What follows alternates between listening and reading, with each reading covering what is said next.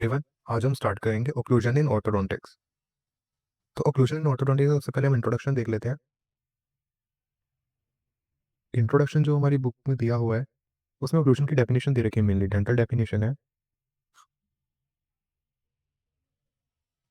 Dental definition occlusion की क्या है? Relationship of maxillary and mandibular teeth when they are in functional contact during mandibular activity. यानी कि जब हमारा मैंडिबल मूव करेगा, जैसे हम बाइटिंग वगैरह के टाइम पे जो हमारा मैंडिबल मूव करवाते हैं, तो मैंडिबल जब मूव करेगा तो मैंडिबल की एक्टिविटी के दौरान जो मैक्सिलरी और मैंडिबुलर टीथ जिस फंक्शनल कॉन्टैक्ट में होंगे उसको डेंटल मतलब उसको हम ओक्लूजन बोलेंगे अकॉर्डिंग टू डेंटल डेफिनेशन। यानी कि relationship of maxillary and mandibular teeth when they are in functional contact during mandibular activity. ठीक है। अब आगे ओक्लूजन पढ़ने से पहले हमें कुछ कुछ टर्म्स जो हैं उनका मतलब समझ लेना चाहिए। तो सबसे पहले ग्नेथोलॉजी। ग्नेथोलॉजी का क्या मतलब है? It is the science of mandibular movement. It is the science of mandibular movement and resultant occlusal contact. ठीक है, इसका क्या मतलब है कि बस जो मैंडिबल की जो मूवमेंट हो रही है, ठीक है, उसकी जो स्टडी है, उसकी वजह से जो रिजल्टेंट कॉन्टैक्ट जो ओक्लूजल कॉन्टैक्ट आ रहा है, मैंडिबुलर की मूवमेंट की वजह से जो कॉन्टैक्ट आ रहा है ओक्लूजल कॉन्टैक्ट, उसकी स्टडी को हम ग्नेथोलॉजी बोलते हैं। ठीक है। अगला जो है हमारा टर्म वो है डेंटल ओक्लूजन। तो ओक्लूजन हमने देख लिया था, मेनली जो हमने क्या डेफिनेशन यहाँ पे देखी थी, relationship of maxillary mandibular teeth when they are in functional contact during mandibular activity. दूसरी डेफिनेशन क्या हो सकती है? Static close contacting position of upper teeth and lower teeth. यानी कि अपर टीथ और लोअर टीथ जो है वो स्टैटिक जो क्लोज पोजीशन में होंगे जब मैंडिबल मूव नहीं कर रहा, तो उस टाइम पे जो क्लोज कॉन्टैक्टिंग पोजीशन होगी मैंडिबल और मैक्सिलरी टीथ की, उसको डेंटल ओक्लूजन बोलेंगे। ठीक है। अगला है हमारा डिसोक्लूजन ऑफ टीथ। डिसोक्लूजन का क्या मतलब हो जाएगा? बस opposite of occlusion.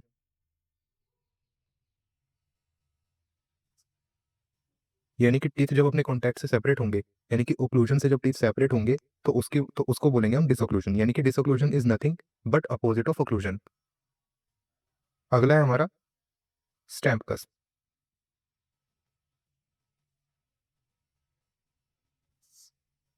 Stamp cusp का क्या मतलब है?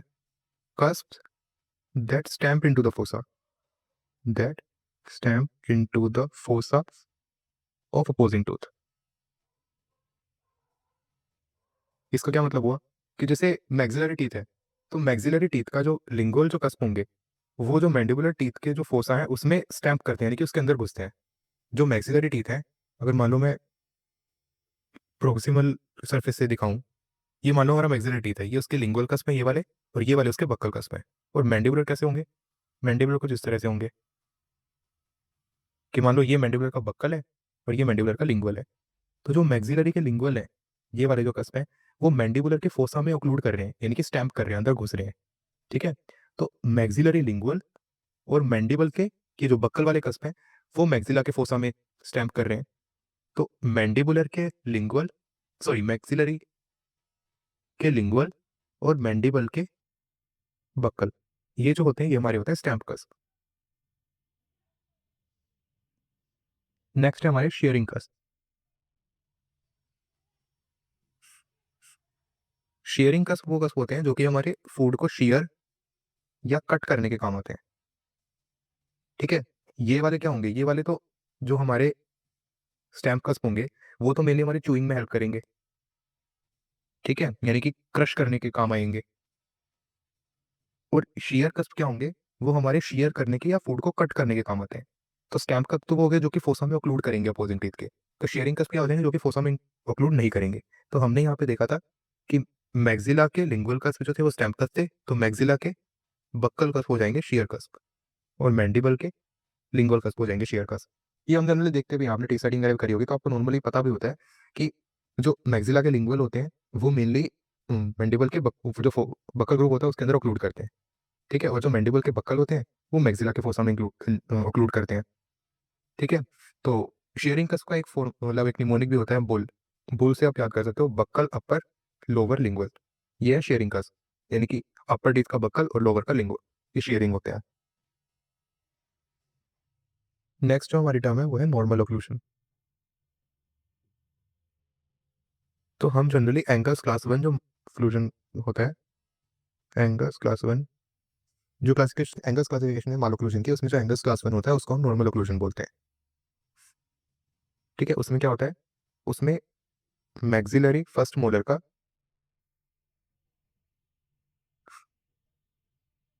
मेजियोबक्कल ग्रूव मैंडिबुलर फर्स्ट मोलर के मेजियोबक्कल ग्रूव में ओक्लूड करता है।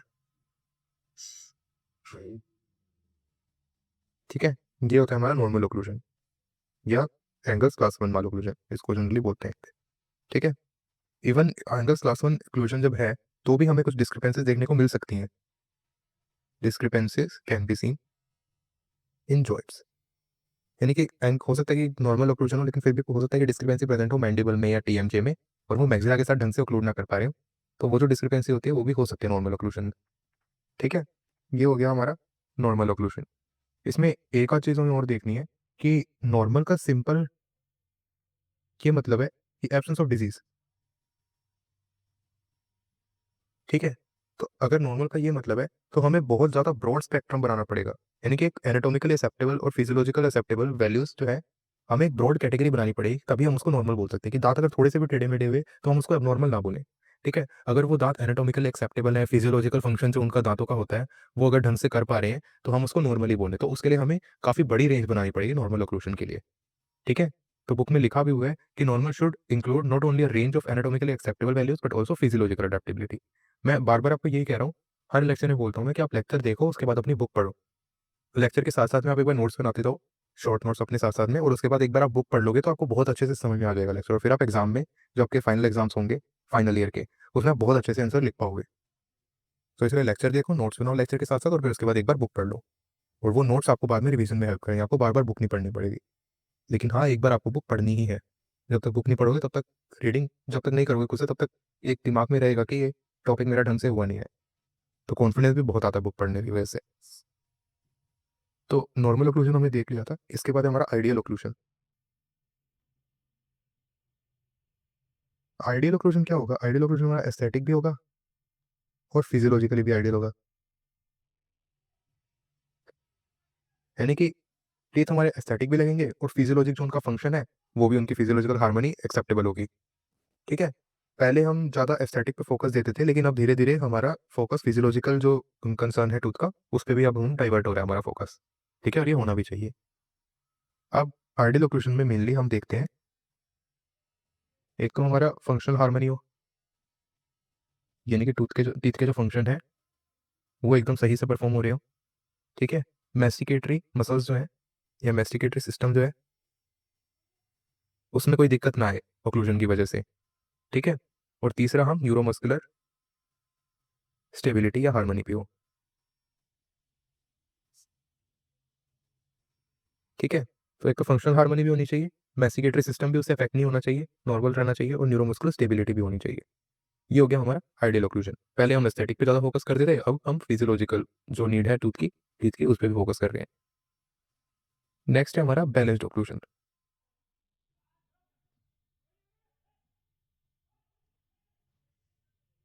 तो बैलेंस ओक्लूजन का क्या मतलब है कि मान लो हम जो जब भी बंद कर रहे हैं, अपर जो लोअर जो, ये मान लो एंटीरियर टीथ है, ये पोस्टीरियर टीथ है, मैंडिबल में भी एंटीरियर या पोस्टीरियर, अगर हम जॉ को क्लोज कर रहे हैं तो एंटीरियर टीथ और पोस्टीरियर टीथ का एक साथ क्लोजर हो। ठीक है, और लेफ्ट और राइट साइड भी एक साथ क्लोजर हो, तो उसको हम कहेंगे बैलेंस्ड ओक्लूजन। यानी कि जब भी हम जॉ बंद कर रहे हैं तो लेफ्ट और राइट साइड का और मैक्सिलरी मैंडिबुलर टीथ में एंटीरियर पोस्टीरियर और लेफ्ट और राइट साइड सभी दांतों का एक साथ ओक्लूजन बैठे, तो उसको बोलेंगे बैलेंस्ड ओक्लूजन। नेक्स्ट है हमारा फिजियोलॉजिक ओक्लूजन।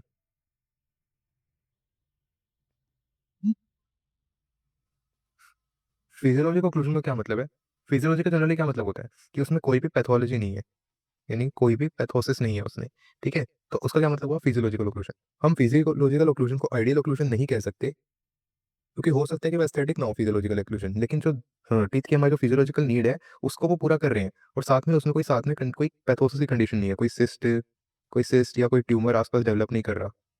ठीक है? यानी कि ये एग्जांपल लिया मैंने सिस ट्यूमर के, मतलब कोई भी पैथोलॉजिकल कंडीशन टीथ के आसपास जो टिश्यूज़ हैं उनमें नहीं है और टीथ में भी नहीं है, तो उसको हम बोलेंगे फिजियोलॉजिक ओक्लूशन। ठीक है? अगर सिस ट्यूमर या कोई भी पैथोसिस वगैरह होता, तो जो स्ट्रेस वगैरह है सिस्टम पे, मास्टिकेटरी सिस्टम पे, वो स्ट्रेस बढ़ जाता। ठीक है? लेकिन फिजियोलॉजिकल ओक्लूशन में कोई स्ट्रेस वगैरह नहीं बढ़ता, क्यों? क्योंकि कोई पैथोसिस नहीं है, कोई सिस ट्यूमर कुछ भी नहीं है, फाइब्रोसिस वगैरह कुछ भी नहीं हो रखा। और जो हमारे मास्टिकेटरी सिस्टम है उसमें कोई भी दिक्कत नहीं है, तो उसकी वजह से फिजियोलॉजिकल ओक्लूजन, यानी कि उसमें कोई पैथोसिस नहीं है। नेक्स्ट है हमारा ट्रॉमेटिक ओक्लूजन।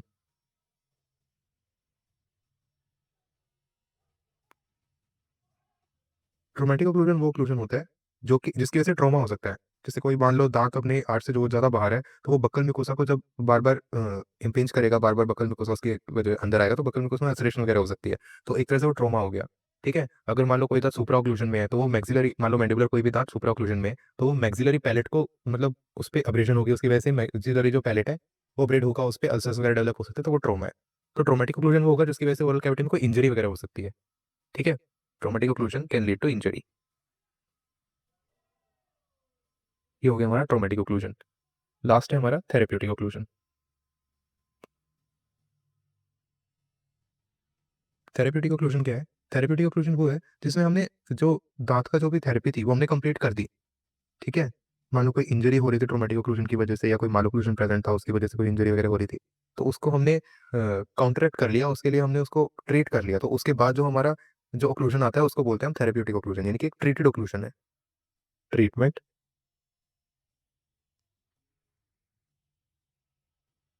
डन ओक्लूजन बोल सकते हैं इसको। ठीक है? ये हो गया हमारा थेरेप्यूटिक ओक्लूजन। ये वाला जो टॉपिक है कोई एग्जाम में पूछता नहीं है, मतलब फाइनल ईयर जो थ्योरी एग्जाम्स होते हैं हमारे फाइनल, उसमें कोई ज़्यादा पूछता नहीं है। आगे के टॉपिक फिर भी थोड़े इंपॉर्टेंट है, लेकिन यहाँ से क्वेश्चन बहुत कम ही आते हैं। ये एक बार आपने देख लिया तो बहुत है इतना। बस थोड़ा बहुत टर्म्स पता होनी चाहिए आपको कि क्या कोई बोल रहा है, तो आपको समझ में आ जाएगी हाँ उससे क्या मतलब हो सकता है उस टर्म का। नेक्स्ट अब देखेंगे क्लासिफिकेशन ऑफ ओक्लूजन।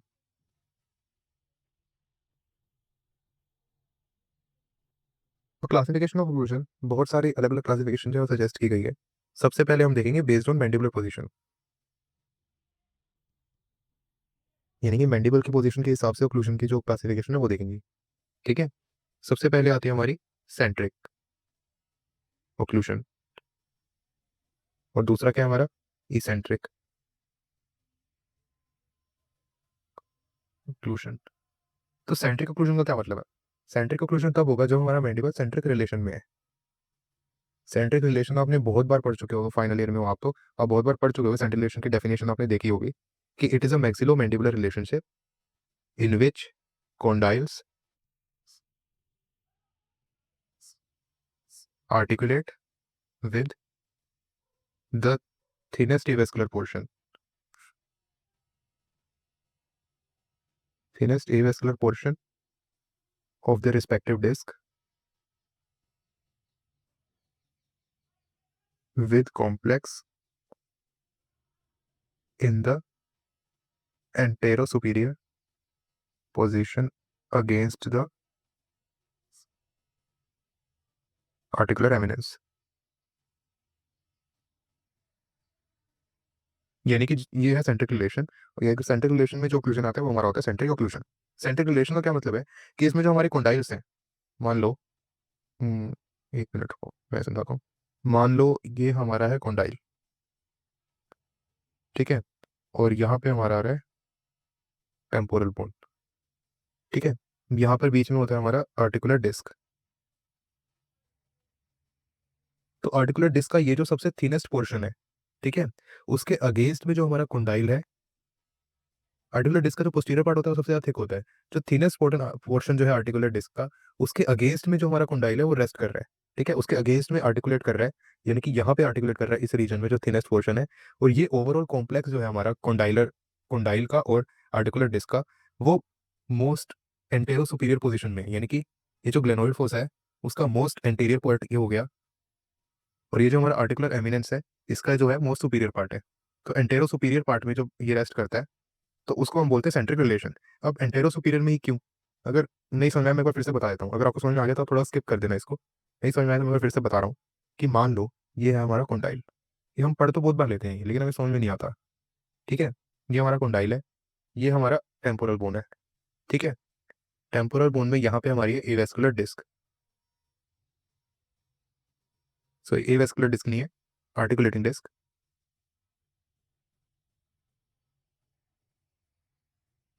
और इसका ये जो पोर्शन है, ये थिनेस्ट पोर्शन जो है, यहाँ पे जो है मैंडिबुलर कंडाइल आर्टिकुलेट कर रहा है।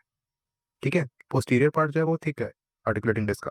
जो मिडल पार्ट होता है वो जनरली थिन होता है, सबसे थिन होता है, और एवेस्कुलर भी होता है ये वाला पार्ट। तो यहाँ पे जो है हमारा मैंडिबुलर कंडाइल इसके अगेंस्ट में आर्टिकुलेट कर रहा है। और ये जो पूरा कॉम्प्लेक्स है, यानी कि कंडाइल प्लस में जो हमारी डिस्क है, उसका जो पूरा कॉम्प्लेक्स बन रहा है, वो हमारा टेम्पोरल बोन के एंटेरो सुपीरियर पार्ट में ऑक्लूड कर रहा है। एंटेरो सुपीरियर कैसे, कि ये जो हमारा ग्लेनोइड फोसा है ये वाला, इसका सबसे इंटीरियर पार्ट है मान लो ये। ठीक है, और ये जो हमारी आर्टिकुलर एमिनेंस है, इसका सबसे सुपीरियर पार्ट है मान लो ये। ठीक है, ये थोड़ा बड़ा यहाँ पे बनेगा मतलब लगभग। तो ये इसके अगेंस्ट यहाँ पे रेस्ट कर रहा है पूरा का पूरा जो हमारा कॉम्प्लेक्स है। तो इसको बोलेंगे हम सेंट्रिक रिलेशन। ठीक है, ये हो गया हमारा सेंट्रिक रिलेशन। इसमें दो तीन क्वेश्चन है कि एंटेरो सुपीरियर पार्ट ही क्यों लेते हैं हम। ठीक है, तो इसका मैं बेसिक्स आपको मतलब बता देता हूँ, मतलब शॉर्ट में आपको सब बता देता हूँ कि एंटेरो सुपीरियर इसमें लेते हुए जो हमारे एलिवेटर मसल है, जो मैंडिबल को एलिवेट करते हैं, वो सारे इसमें रेस्ट पे चले जाते हैं। यानी कि जब हमारा मैंडिबल जो है सेंट्रिक रिलेशन में होगा, तो जो हमारे एलिवेटर मसल्स है वो रेस्ट पे चले जाते हैं। ठीक है, उनको सबसे ज्यादा रेस्ट उसी पोजीशन पे मिलता है, तो इसलिए हम एंटेरो सुपीरियर पोजीशन देते हैं। ये हो गया हमारा सेंट्रिक ओक्लूजन। यानी कि सेंट्रिक रिलेशन में जो ओक्लूजन आएगा उसको बोलेंगे आप सेंट्रिक ओक्लूजन। और सेंट्रिक रिलेशन में आपको ढंग से समझा दिया। तो एक दो चीजें इसमें और भी है कि एक तो इसमें इससे फर्क नहीं पड़ता कि जो टूथ कॉन्टैक्ट है वो हो रहा है या नहीं हो रहा। ठीक है, अगर हो तो भी ठीक, नहीं हो तो भी ठीक, लेकिन सेंट्रिक रिलेशन में जरूरी नहीं है कि टूथ कॉन्टैक्ट होना ही चाहिए। ठीक है, और इसमें जो मैंडिबल है वो एंटीरियर पोस्टीरियर इसमें मतलब मूवमेंट नहीं हो पाएगी आगे पीछे, लेकिन मैंडिबल की सिर्फ रोटेटरी मूवमेंट हो पाएगी। अगर मान लो ये मैंडिबल है, हम्म, बहुत गंदा सा बनाने वाला हूँ मैं मैंडिबल, मतलब क्या ये यू लुक सा बना दिया मैंने। तो अगर मान लो इससे हम पास करें, मतलब मान के चलो कि दोनों कानों के थ्रू मैं एक एक्सिस निकालूं, तुम्हारे दोनों कानों के थ्रू एक एक्सिस निकल रहा है, वो मैंडिबल कंडाइल के थ्रू जा रहा है। तो क्या होगा कि मतलब मैंडिबल कंडाइल के थ्रू मैं एक एक्सिस निकालूं, तो उस एक्सिस के अराउंड ही मूवमेंट हो पाएगी। यानी कि सिर्फ खोल बंद कर पाओगे आप, मैंडिबल का मूवमेंट आप कर पाओगे ऊपर नीचे, आगे पीछे नहीं हो पाएगा। तो सेंट्रल रिलेशन में मेनली ऊपर नीचे ही मूवमेंट हो सकती है, रोटेटरी मूवमेंट हो सकती है। ट्रांसवर्स हॉरिजॉन्टल एक्सिस के अगेंस्ट, उसके अबाउट में, मतलब उस एक्सिस के अबाउट में तुम रोटेटरी मूवमेंट ही कर सकते हो, मैंडिबल की आगे पीछे नहीं कर सकते। तो ये हो गया पूरा सेंट्रिक रिलेशन और सेंट्रिक ओक्लूशन। नेक्स्ट है हमारा ई सेंट्रिक ओक्लूशन। तो ई सेंट्रिक ओक्लूशन का क्या मतलब है, कोई भी दूसरा ओक्लूशन जो कि सेंट्रिक नहीं है, अदर देन सेंट्रिक ओक्लूशन, यानी कि कोई भी ऐसा ओक्लूशन जो कि सेंट्रिक नहीं है उसको हम बोलेंगे ई सेंट्रिक ओक्लूशन। इसमें हो सकता है लेटरल ओक्लूजन हो, यानी कि जब मैंडिबल लेफ्ट राइट मूव कर रहा है, ठीक है, तो उसमें जो ओक्लूजन आएगा उसको हम लेटरल ओक्लूजन बोलेंगे। हो सकता है प्रोट्रूडेड ओक्लूजन हो। ठीक है, यानी कि जब हमारा मैंडिबल आगे है ज्यादा, एंटीरियर है, तो उसके जैसे ओक्लूजन आएगा उसको प्रोट्रूडेड ओक्लूजन बोलेंगे। या हो सकता है रिट्रोडेड ओक्लूजन हो। ठीक है, रिट्रोडेड ओक्लूजन में क्या होगा कि मैंडिबल जो है वो रिट्रैक्टेड है, तो उसकी वजह से जो हमारा ओक्लूजन आएगा उसको रेट्रोडेड ओक्लूजन बोलेंगे। ठीक है, ये हो गया हमारा एसेंट्रिक ओक्लूजन। तो एक बार मैं फिर से बता देता हूँ, थोड़ा फ्लो चार्ट सा बना दूं मैं। तो हम देख रहे थे क्लासिफिकेशन ऑफ ओक्लूजन। ठीक है, इसमें सबसे पहले हमने देखा based on mandibular position. Based on mandibular position हमने देखा सेंट्रिक और इसेंट्रिक, सेंट्रिक, इसेंट्रिक। ठीक है, सेंट्रिक में हमने सेंट्रिक रिलेशन देखा, और सेंट्रिक रिलेशन में क्या होता है, सेंट्रिक ओक्लूजन होता है। यानी कि सेंट्रिक रिलेशन में जो ओक्लूजन आएगा उसको हम बोलेंगे सेंट्रिक ओक्लूजन। और सेंट्रिक रिलेशन मैंने तुम्हें सारा समझा दिया कैसे होता है। ठीक है, इसेंट्रिक में हमने देखा लेटरल, प्रोट्रूडेड और रेट्रूडेड। ठीक है, ऐसे लेटरल में लेफ्ट राइट होगा मैंडिबल, तो उसकी वजह से जो ओक्लूजन आएगा। प्रोट्रूडेड में आगे होगा मैंडिबल, तो उसकी वजह से जो ओक्लूजन आएगा। रेट्रूडेड में पीछे होगा मैंडिबल, तो उसकी वजह से जो ओक्लूजन आएगा उसको हम इसेंट्रिक रेट्रूडेड ओक्लूजन बोलेंगे। ठीक है, नेक्स्ट जो हम क्लासिफिकेशन देखने वाले हैं वो हम देखने वाले हैं based on relationship of first permanent molar.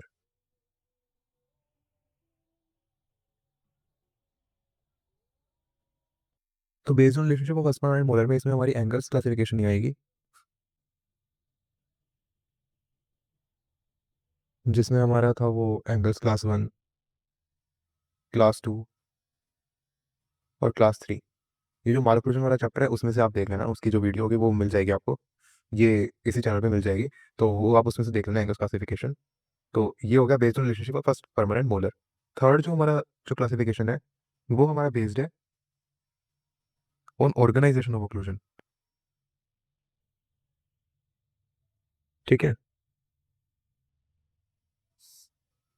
तो based on organisation of occlusion इसमें सबसे पहले हमें देखना है canine guided occlusion. Canine guided में क्या होगा कि अब मान लो आपको अपना मैंडिबल लेफ्ट की साइड शिफ्ट करना है। अब वो लेफ्ट की साइड कैसे शिफ्ट करना है कि जो आपका मैंडिबल का जो कैनाइन है, मैंडिबल का लेफ्ट वाला जो कैनाइन है, उसके जो बकल टिप होगा, एकदम कैनाइन टिप होगा, उसको आप अपर कैनाइन के पेरिटल सरफेस की थोड़े से रब करते हुए लेके जाओ। यानी ये कैसे करना है कि लोअर जो लोअर लेफ्ट कैनाइन जो है, मैंडिबल लेफ्ट कैनाइन जो है, उसके बकल टिप को आप मैक्सिलरी लेफ्ट कैनाइन के पेरिटल सरफेस पे ऐसे रब करते हुए मैंडिबल को लेफ्ट साइड डेविएट करो। एक बार करके देखो, तो उससे क्या होगा, इन दी एंड जब आपका टिप एकदम मैक्सिला का टिप और मैंडिबल का टिप एकदम दोनों कनेक्ट हो जाएंगे, यानी कि मैक्सिला का नाइन टिप और मैंडिबल का नाइन टिप जब एकदम से टच हो जाएंगे, तो क्या होगा, आपके जो पोस्टीरियर टीथ है वो सब, मतलब वो सब ऑक्लूड नहीं करेंगे फिर। मतलब समझाने का अगर मैं फिर से एक बार मतलब बताऊं, क्या करना है आपको कि मैक्सिला का जो आपका कैनाइन है उसका पैरेटल सरफेस है, ठीक है, और मैंडिबल का जो लेफ्ट कैनाइन है उसका जो टिप है, उसके टिप को आप मैक्सिला के कैनाइन के पैरेटल सरफेस के थ्रू रब करते हुए लेकर के जाओ और दोनों कैनाइन के टिप को टच कर दो। ठीक है, तो उससे जो आपके पोस्टीरियर टीथ हैं दोनों साइड के, लेफ्ट और राइट साइड के, वो ओक्लूजन से बाहर हो जाएंगे, यानी कि उनमें ओक्लूजन खत्म हो जाएगा। ठीक है, तो इसको कहते हैं कैनाइन गाइडेड या प्रोटेक्टेड ओक्लूजन। दूसरा है हमारा mutually protected occlusion. Mutually protected occlusion, तो इसमें क्या होगा, इसमें ये होगा कि अगर मान लो आप बहुत ज्यादा टाइट ओक्लूजन करो पोस्टीरियर टीथ का, यानी कि अगर पोस्टीरियर टीथ को बहुत ज्यादा टाइट आप दबाओ, तो जो एंटीरियर टीथ है उनमें थोड़ा सा डिसोक्लूजन कम हो जाएगा। यानी कि जो पोस्टीरियर टीथ का अगर आप मैक्सिमम इंटरकस्पेशन कर दोगे, तो जो एंटीरियर टीथ है उसका जो कॉन्टैक्ट है वो कम हो जाएगा।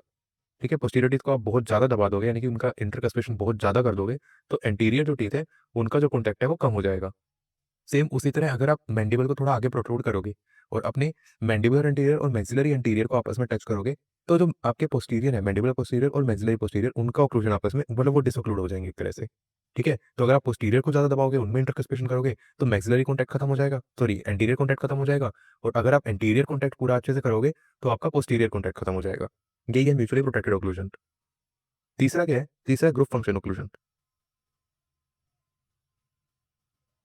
ग्रुप फंक्शन ऑक्लूजन में क्या है, ग्रुप फंक्शन ऑक्लूजन में ये है कि आप जब मतलब मूवमेंट हो रही है मैंडिबल की, तो उसमें क्या होगा, जब मैंडिबल लेटरली मूव कर रहा है, तो आपके बहुत सारे जगह पे जो आर्चेज है आपकी, उनमें टीथ में बहुत सारी जगह पे कॉन्टैक्ट रिलेशनशिप आ रहे हैं।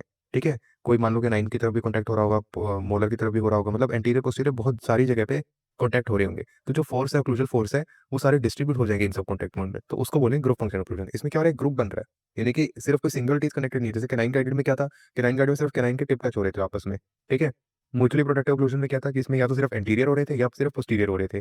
ठीक है, ग्रुप फंक्शन टेस्ट में क्या है कि ओवरऑल टीथ के कई कॉन्टैक्ट बन, काफी सारे टीथ में कॉन्टैक्ट बन जाएंगे, तो उसकी वजह से जो ऑक्लूजल फोर्सेस है वो आपस में बैलेंस हो जाएगा। ठीक है, जो कॉन्टैक्ट बने हैं उनमें बैलेंस हो जाएगा ऑक्लूजल फोर्सेस। तो ये हो गए हमारे classification of occlusion based on organisation of occlusion. ठीक है, फिर उसके बाद है हमारा classification based on pattern of occlusion. Pattern of occlusion, तो इसमें सबसे पहले है हमारा कस्प टू एम्ब्रेचर या मार्जिनल रिज ऑक्लूजन। तो इसमें क्या होता है ना कि ये मेनली वन टूथ ऑक्लूड करेगा अपोजिंग आर्च के दो टूथ के साथ, दो टूथ एरिया के साथ। जैसे मान लो ये मैक्सिला का हमारा मोलर है, ठीक है, ये हमारा ऑक्लूड करेगा एक तो मैंडिबल के इस दांत के साथ और दूसरा एम्ब्रेजर के साथ, मान लो ऑक्लूड कर रहा है। ठीक है, ये मान लो एम्ब्रेजर है यहाँ पे, अगर थोड़ा सा ढंग से बनाए तो मैं डायग्राम। ठीक है, ये एक कस्प तो इसका एम्ब्रेजर में आ रहा है इसमें, ठीक है, और एक कस्प इसका इसके फोसा में आ रहा है, मैंडिबल के फोसा में। ठीक है, तो ये एक दांत है मैक्सिला का, नीचे मैंडिबल के दो दांत हैं। ठीक है, तो इसमें क्या होगा कि एक टूथ जो है हमारा वो दो टूथ एरिया के साथ कॉन्टेक्ट कर रहा है, यानी कि इसका एक कस्प तो इसके एम्ब्रेजर में आ रहा है, दूसरा कस्प इसके फोसा में आ रहा है, तो दो टूथ हो गए ना, एक दो टूथ इन्वॉल्व है। तो ये होता है कस्प टू एम्ब्रेजर टाइप। दूसरा क्या होगा, दूसरा होगा कस्प टू फोसा। इसमें क्या होता है, जो कस्प है वो डायरेक्ट फोसा के अंदर ही ऑक्लूड करता है। ठीक है, उसमें एम्ब्रेजर वगैरह कोई कॉन्सेप्ट नहीं होता, यानी कि ये one tooth to one tooth है। अब ये वन टूथ के कुछ एडवांटेजेस होते हैं, जैसे कि एक तो फोर्सेज जो है, जो क्लोजल फोर्सेज है, वो along the long axis of tooth ही होते हैं। ठीक है, along the long axis of tooth. तो इससे क्या होगा, ज़्यादा टूथ का मूवमेंट नहीं होगा, ज़्यादा टूथ हिलेगा डुलेगा नहीं, तो स्ट्रेंथ रहेगी उसमें टूथ में। ठीक है, और इससे क्या होता है, आर्च में भी स्टेबिलिटी आती है। अगर फोर्सेस सिर्फ लॉन्ग एक्सिस के थ्रू ही जा रहे हैं, लॉन्ग एक्सिस के थ्रू पास कर रहे हैं, तो आर्च में स्टेबिलिटी आएगी, और चांसेस ऑफ फूड इम्पैक्टेड भी कम होते हैं, यानी कि chances of food impaction in embrasures, food impaction in embrasures is less, यानी कि खाना फंसता नहीं है एम्ब्रेशर्स के बीच में बेसिकली। ठीक है, तो ये इसके एडवांटेज हो गए, एक तो फोर्सेज जो है वो लॉन्ग एक्सिस ऑफ टूथ के अलोंग ही होंगे, आर्च में स्टेबिलिटी भी ज़्यादा आएगी, और खाना फंसेगा नहीं एम्ब्रेशर्स में। नेक्स्ट टॉपिक है हमारा, वो है कंपनसेटरी कर्व्स। कंपनसेटरी कर्व्स, तो कंपनसेटरी कर्व्स में क्या होता है, सबसे पहला हमारा है कर्व ऑफ पी, दूसरा है हमारा कर्व ऑफ मॉनसन, और तीसरा है हमारा कर्व ऑफ विल्सन। तो सबसे पहले हम देखेंगे कर्व ऑफ स्पी। तो कर्व ऑफ स्पी एक एंटेरो पोस्टीरियर कर्व है, एंटेरो पोस्टीरियर कर्व। अगर मैं मैंडिबल का डायग्राम बनाता हूँ, देखो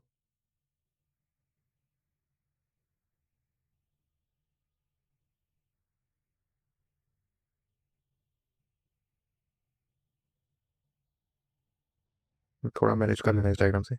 ठीक है, इधर मैंने बनाया मान लो इंसाइजर्स। ठीक है, यहाँ मान लो मेरा कैनाइन है, ये प्री मोलर, मोलर आ गए इधर।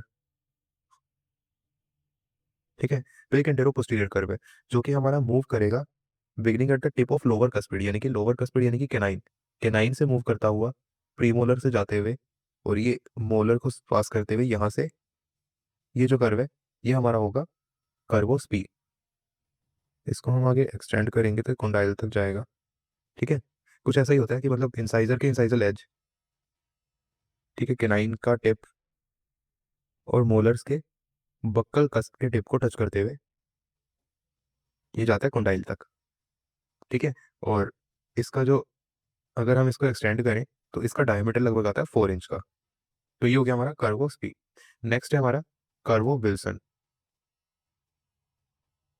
कर्व ऑफ विल्सन क्या है, इसमें मान लो ये एक लिटरल कर्व है। ठीक है, इसको हम पीछे से देखेंगे, अगर मान लो हम पीछे से ऑक्लूजन देख रहे हैं लिंगुअल साइड से, तो क्या होगा, ये मान लो है बक्कल कस, ये लिंगुअल कस लेफ्ट साइड के मोलर का। ठीक है, उसी तरह यहाँ पे भी ये लिंगुअल कस और ये बक्कल कस। ठीक है, ये लेफ्ट साइड, ये राइट साइड, हमें पीछे से देख रहे हैं, मतलब ग्राउंड के पीछे, मतलब गोल कैविटी के पीछे से देख रहे हैं, लिंगुअल साइड से देख रहे हैं। तो ये हमारा हो गया लेफ्ट साइड का मोलर, ये हो गया राइट साइड का मोलर। अब यहाँ लेफ्ट साइड के बकल कस से लिंगुअल कस को टच करेंगे, और इस साइड के लिंगुअल कस से बकल कस को टच करते हुए जो कर्व बनेगा, इसको बोलते हैं कर्व विल्सन। ठीक है, अब क्या हो देखेंगे हम, ये कर्व विल्सन जो है, मतलब कर्व है, तो इसका मतलब क्या है कि बकल कप जो है ज़्यादा ऊपर है। ठीक है, दोनों साइड का बकल कप ज़्यादा ऊपर है, तो ये जो फूड है उसको मतलब ओक्लूजन टेबल से बाहर जाने से प्रिवेंट करता है। अगर मान लो खाना यहाँ पे है, खाना मतलब ऊपर जाना मुश्किल होगा उसके लिए। ठीक है, यहीं अगर मान लो उल्टा होता कि बकल कप छोटे होते, लिंगुअल कप ज़्यादा बड़े होते, तो खाना आसानी से मतलब ओक्लूजन टेबल के बाहर चला जाएगा, तो फिर ओक्लूजन में दिक्कत आती, फूड च्यू करने में दिक्कत आती। ठीक है, ये हो गया हमारा कर्व ऑफ विल्सन। और तीसरा है हमारा कर्व ऑफ मॉनसन। तो कर्व ऑफ मॉनसन क्या है, जब हम कर्व ऑफ स्पी और कर्व ऑफ विल्सन को एक्सटेंड करेंगे to all cusp and incisal edge, तो उससे हमें एक 3D स्फीयर मिलेगा। ठीक है, तो उस 3D स्फीयर को मतलब वो उसको बोलते हैं हम कर्व ऑफ मॉनसन। और इसका जो सेंटर होता है वो होता है ग्लेबेला पे, और डायमीटर इसका होगा लगभग 8 इंच। ठीक है, ये हो गया हमारे कर्व्स, कंपनसेटिंग कर्व्स। तो हमने मेनली क्या क्या देखा, एक सबसे पहले तो हमने ऑक्लूजन देखा, सबसे पहले तो ऑक्लूजन होता क्या, डेफिनेशन वगैरह, फिर हमने कुछ कुछ टर्म्स देखी जो कि ज़्यादा इंपॉर्टेंट है भी नहीं। फिर उसके बाद जो थोड़ी इंपॉर्टेंट चीज़ है वो है क्लासिफिकेशन ऑफ ऑक्लूजन, जैसे मैंडिबल पोजीशन पे सेंट्रिक ऑक्लूजन देखा, सेंट्रिकुलेशन देखा, इसेंट्रिक ऑक्लूजन देखा। ठीक है, फिर उसके बाद इसेंट्रिक ऑक्लूजन में लेटरल ऑक्लूजन था जिसमें मैंडिबल लेफ्ट राइट हो रहा था, प्रोट्रूडेड ऑक्लूजन जिसमें मैंडिबल आगे ज़्यादा हो रहा था, रेट्रोडेड मतलब मैंडिबल रिट्रैक्टेड है। तो उसकी वजह से फिर क्लासिफिकेशन ऑफ ओक्लूजन हमने मतलब यहाँ पे रिवाइज सा किया था। फिर उसके बाद हमने ऑर्गेनाइजेशन ऑफ ओक्लूजन देखा, जिसमें कैनाइन गाइडेड कि कैनाइन की टिप को आपस में टच करेंगे तो पोस्टीरियर टीथ जो है वो उनमें ओपन मतलब डिसोक्लूजन हो जाएगा। ठीक है, यूजुअली प्रोटेक्टेड ओक्लूजन में क्या था कि हम अगर एंटीरियर टीथ का कॉन्टैक्ट करने जाएंगे तो पोस्टीरियर कॉन्टैक्ट लूज हो जाएगा, पोस्टीरियर अगर ज़्यादा इंटरकस्पेशन करेंगे तो एंटीरियर कॉन्टैक्ट कम हो जाएगा। फिर ग्रुप फंक्शन ओक्लूजन में क्या था कि जब लेटरल मूवमेंट होती है मैंडिबल की तो बहुत सारे कॉन्टैक्ट बन जाएंगे टीथ के बीच में, ओक्लूजन कॉन्टैक्ट बहुत सारे बन जाएंगे, तो जो ओक्लूजन फोर्सेज है वो डिस्ट्रीब्यूट हो जाएगा। ठीक है, फिर उसका based on pattern of occlusion इसमें कस्प एम्ब्रेजर यानी कि one tooth to two tooth हो गया। ठीक है, और कप्स टू फोसा में one tooth to one tooth हो गया। अब इसके एडवांटेजेस देखे थे कि एक तो लॉन्ग एक्सिस ऑफ टूथ के अलोंग फोर्सेस लगेंगे और स्टेबिलिटी ज़्यादा होगी और खाना कम फंसेगा एम्ब्रेजर्स में। फिर कंपनसेटरी कर्व्स देखे, कर्व ऑफ पी जो कि शुरू होगा इंसाइजल इंसाइजर के इंसाइजल एज से शुरू होते हुए कैनाइन के टिप, फिर मोल, फिर जाते जाते प्रीमोलर के बक्कल टिप, फिर मोलर के बक्कल कस के टिप पे थ्रू पास होते होते और कॉन्डाइस तक जाएगा। ये हो गया हमारा कर्व ऑफ पी, इसका डायमीटर होगा 4 इंच। फिर उसके बाद हो गया curve of Wilson. Curve of Wilson में वही कि बक्कल और लिंगुअल टिप को टच करते हुए हम दूसरे साइड के भी लिंगुअल और बक्कल टिप को टच करेंगे तो उससे हमें कर्व ऑफ विल्सन मिलेगा। ठीक है, और ये फूड के बाहर मतलब फूड बाहर ना चला जाए ओक्लूजन टेबल के, उसको प्रिवेंट करता है। और फिर कर्वो मॉन्सन देखा कि जब कर्वोस्फीयर कर्वो विल्सन को हम एक्सटेंड करेंगे to whole the cusp and incisor edges तो हमें 3D स्फीयर मिलेगा, उसको हम कर्वो मॉन्सन बोलेंगे। और इस स्फीयर का जो सेंटर होता है वो हमारा होता है ग्लेबेला पे और इसका डायमीटर हमने देखा 8 इंच। ये हो गया हमारे कंपनसेटरी कर्व्स। बात करेंगे एंड्रयूज 6 की टू नॉर्मल ओक्लूजन। तो ये क्या है कि एंड्रयू एक साइंटिस्ट था, उसने काफ़ी सारी कास्ट पे स्टडी की और फिर उसने 6 कीज दी। 6 कीज मतलब कि 6 कॉन्सेप्ट दिए कि अगर ये इस तरह से ओक्लूजन प्रेजेंट है अगर पेशेंट में तो फिर हम उसको नॉर्मल ओक्लूजन बोलेंगे। ठीक है, तो 6 कीज में सबसे पहली की है, ये बेस्ड है हमारा इंटर आर्च रिलेशनशिप के ऊपर। इंटर आर्च रिलेशन यानी कि मैक्सिला और मैंडिबल की जो आर्चेज है वो किस तरह से रिलेटेड होनी चाहिए, किस तरह का रिलेशन में होना चाहिए कि हम उसको नॉर्मल ओक्लूजन बोल पाए। तो इसमें कई कई कंडीशंस है। सबसे पहली कंडीशन क्या है कि जो मैक्सिलरी फर्स्ट मोलर है, मैक्सिलरी फर्स्ट मोलर का जो डिस्टल मार्जिनल रिज है उसका जो डिस्टल एस्पेक्ट है, ठीक है, जो मैक्सिलरी फर्स्ट मोलर के डिस्टल मार्जिनल रिज का जो डिस्टल पॉइंट है, डिस्टल साइड है, वो हमारा मैंडिबुलर सेकंड मोलर के मीजियल मार्जिनल रिज के मीजियल साइड होना चाहिए। ठीक है, ये मान लो हमारा मैक्सिलरी फर्स्ट मोलर है, ये हमारा मैंडिबुलर सेकंड मोलर है और ये हमारा मैंडिबुलर सेकंड मोलर है, ये मैंडिबुलर फर्स्ट मोलर, ये मैंडिबुलर सेकंड मोलर, ये मैक्सिलरी फर्स्ट मोलर। तो इसका जो डिस्टल सरफेस है, डिस्टल मार्जिनल रिज है, उसका जो डिस्टल साइड है वो इसकी मीजियल मार्जिनल रिज के मीजियल साइड होनी चाहिए, लाइन की लगभग इस तरह से उसका ओक्लूजन होना चाहिए। ठीक है, सेकंड कंडीशन क्या है? सेकंड कंडीशन ये है जो मेसियोबक्कल कस्प है मैक्सिलरी फर्स्ट मोलर का वो हमारा फॉल करे buccal groove of mandibular first molar. ठीक है, यानी कि ये जो इसका मेसियो बक्कल ग्रूव है मैक्सिलरी फर्स्ट मोलर का वो हमारा मैंडिबुलर फर्स्ट मोलर के बक्कल ग्रूव में ओक्लूड करे। ठीक है, तीसरी कंडीशन क्या है? तीसरी कंडीशन ये है कि अपर फर्स्ट मोलर का यानी कि मैक्सिलरी फर्स्ट मोलर का जो लिंगुअल कस्प है, मीजियो लिंगुअल कस्प जो है वो हमारा ओक्लूड कहाँ करेगा? सेंट्रल फोसा में, central fossa of mandibular first molar. ये वही है जो एंगल्स क्लासिफिकेशन जो था एंगल्स क्लास 1 उसमें जो बताया था वही है। ये मेजर बक्कल कस्प हमारा इंक्लूड कर रहा है buccal group of mandibular first molar में और जो मैक्सिलरी फर्स्ट मोलर का मेजर लिंगुअल कस्प है वो हमारा करेगा सेंट्रल फोसा में। ठीक है, फिर फोर्थ पॉइंट इसने बताया प्रीमोलर के बारे में। तो जो मैक्सिलरी सेकंड प्रीमोलर है उनके कस्प या दोनों प्रीमोलर बोल रहे हो, मैक्सिलरी प्रीमोलर जो है उनके जो कस्प है बक्कल कस्प वो हमारे एब्रेजर में प्रेजेंट होनी चाहिए। ठीक है, फिर अगला बताया लिंगुअल कस्प के बारे में। मैक्सिलरी प्रीमोलर के जो लिंगुअल कस्प है वो हमारे फोसा में प्रेजेंट होने चाहिए। यानी कि इसका क्या मतलब है कि जो बक्कल कस्प है वो तो मैंडिबुलर जो टीथ है मैंडिबुलर प्रीमोलर है उनके एम्ब्रेजर में फिक्स हो ऑक्लूड हो, और जो मैक्सिलरी प्रीमोलर के लिंगुअल कस्प है वो हमारे मैंडिबुलर प्रीमोलर के फोसा में इंक्लूड हो। ठीक है, यानी कि ये मान लो ये मैक्सिलरी प्रीमोलर है, ठीक है, और ये है मैंडिबुलर प्रीमोलर।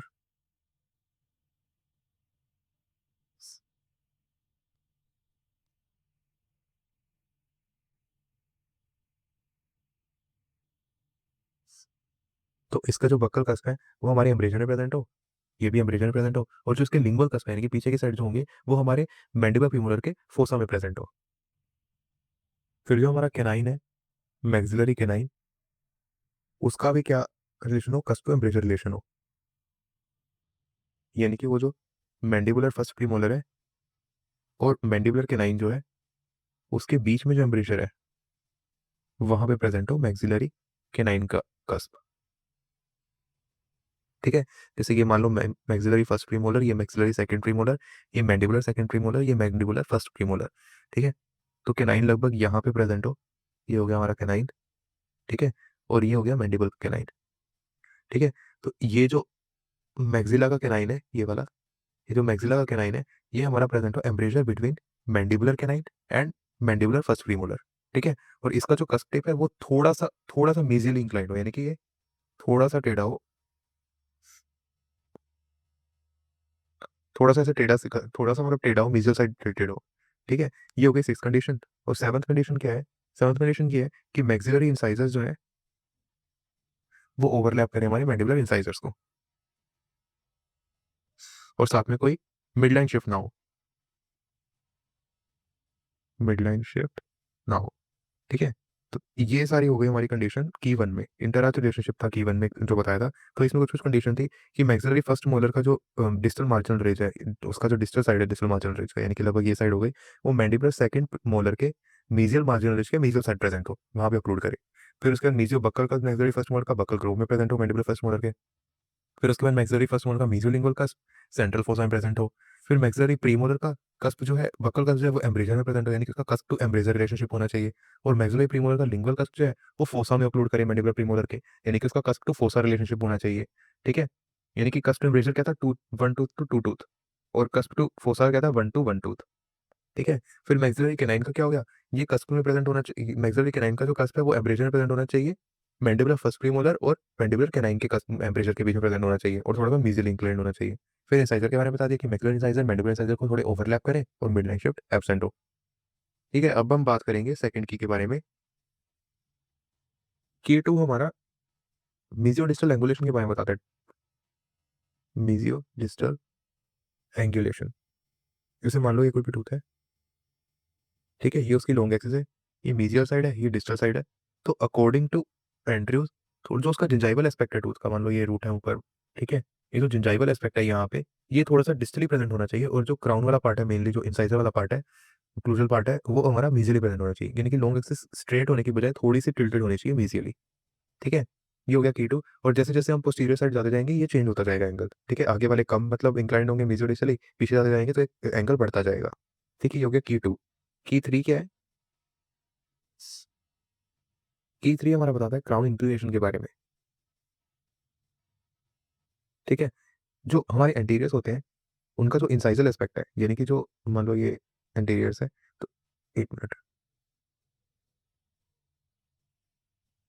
मान लो ये एंटीरियर्स है, तो इनका जो इंसाइजल एस्पेक्ट है वो थोड़ा बक्कली प्रेजेंट होगा, यानी कि बाहर की साइड प्रेजेंट होगा, लेबली प्रेजेंट होगा as compare to gingival portion. ठीक है, लेकिन जैसे जैसे हम पोस्टीरियर टूथ में मूव करते जाएंगे तो जो क्राउन है वो लिंगुअल इंक्लाइंड होते जाएंगे, यानी कि जो क्लूजल एस्पेक्ट है वो जाएगा हमारे लिंगुअल साइड, और जिंजाइवल एस्पेक्ट है वो थोड़ा बाहर की साइड आता जाएगा।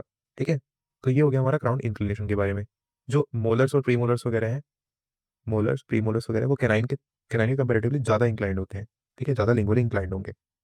की फोर, की फोर हमारा बात करता है रोटेशन के बारे में, यानी कि कोई भी रोटेशन नहीं होनी चाहिए, एब्सेंस ऑफ रोटेशन। जो आर्च है, आर्च के अंदर जो टीथ है उनमें कोई रोटेशन नहीं होनी चाहिए, तब हम उसको नॉर्मल ओक्लूजन बोलेंगे। की फाइव जो बात करता है वो हमारा बात करता है टाइट कॉन्टैक्ट्स के बारे में, यानी कि टीथ के बीच में स्पेसिंग नहीं होनी चाहिए, स्पेसिंग आंसर। ठीक है, और की सिक्स जो है वो हमारा बात करता है कर्व ऑफ स्पी के बारे में, यानी कि कर्व ऑफ सर्व में क्या बात करता है कि कर्व ऑफ में मतलब इसका एंड्रयू का ये कहना है कि कर्व ऑफ हमारा फ्लैट होना चाहिए। उसने क्या किया, जो मैंडिबुलर सेंट्रल इंसाइजर था और जो मैंडिबुलर सेकंड मोलर का मोस्ट प्रोमिनेंट कस्प था, मोस्ट प्रोमिनेंट कस्प, उसके टिप को लिया और उससे एक लाइन ज्वाइन करी। ठीक है, मैं एक मिनट डायग्राम बताता हूँ, ऊपर मैंने जो बनाया था, यहाँ पे वो स्पीकर बनाया था जो मैंने डायग्राम, हाँ, ये वाला जो मैंने डायग्राम बनाया था। तो इसमें क्या हुआ कि जो मैंडिबुलर सेंट्रल इंसाइजर है और जो मैंडिबुलर सेकंड इंसाइजर का ये जो है मतलब मोस्ट प्रोमिनेंट कस्प टिप होगा, वहां से अगर हम कर्व ऑफ स्पी को ऐसे ड्रॉ करें, ठीक है, तो एक ये थोड़ा-सा गैप आ रहा है यहाँ पे, मतलब इतना सा छोटा-सा गैप आ रहा है ना, ठीक है? वो कर्व स्पीड में इसका ये कहना है एंड्रयू का कि ये गैप 1.5 से ज़्यादा नहीं होना चाहिए, ठीक है? जितना फ्लैट होगा वो कर्व उतना ही ज़्यादा बेटर है, ठीक है? तो ये थी एंड्रयू की 6 कीज़ और इसके अलावा एक बोल्टन डिस्क्रिपेंसी भी ऐड करी गई थी बाद में, ठीक है? उसको 7th की बोल देते हैं, ठीक है? एंड्रयू ने 6 कीज़ ही दी थी, लेकिन बाद में बोल्टन ने थोड़ा-सा एडिशन किया था इसमें, बोल्टन की डिस्क्रिपेंसी बोलते हैं इसको, बोल्टन्स डिस्क्रिपेंसी। तो इसी के साथ हमारा चैप्टर ऑन ओक्लूजन समाप्त।